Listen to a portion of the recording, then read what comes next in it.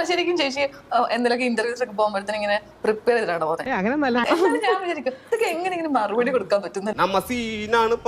അതെനിക്കറിയില്ല, അതെന്റെ ഒരു കഴിവായിരിക്കും. അല്ല മലയാളത്തിലാണെങ്കിൽ നമുക്ക് ഓക്കെ, നമുക്ക് കുഴപ്പമില്ലാതെ. തമിഴിൽ വരെ പോയിട്ട് തമിഴിലെ ഇന്റർവ്യൂസ് ഇവിടെ ഹിറ്റാണ്. ഇതൊക്കെ എന്ത് നിഖിലിച്ചിന്റെ കല്യാണമൊക്കെയാണ് ഇതുപോലെ സിമ്പിൾ ആയിരിക്കും, അത് ഭയങ്കര ഗ്രാൻഡ് ആയിരിക്കും. ഞാൻ കല്യാണം കഴിക്കുകയാണെങ്കിൽ തന്നെ ഇതുപോലെ വല്ല രജിസ്റ്റർ മാരേജോ കഴിക്കാനേ സാധ്യതയുള്ളൂ. അതെന്താ അങ്ങനെ? തന്നെ ഇതുപോലെ വല്ല രജിസ്റ്റർ മാരേജോ കഴിക്കാനേ സാധ്യതയുള്ളൂ. എനിക്ക് ആൾക്കാർ പറ്റില്ല, എനിക്ക് ചൂടെടുക്കാൻ പറ്റില്ല.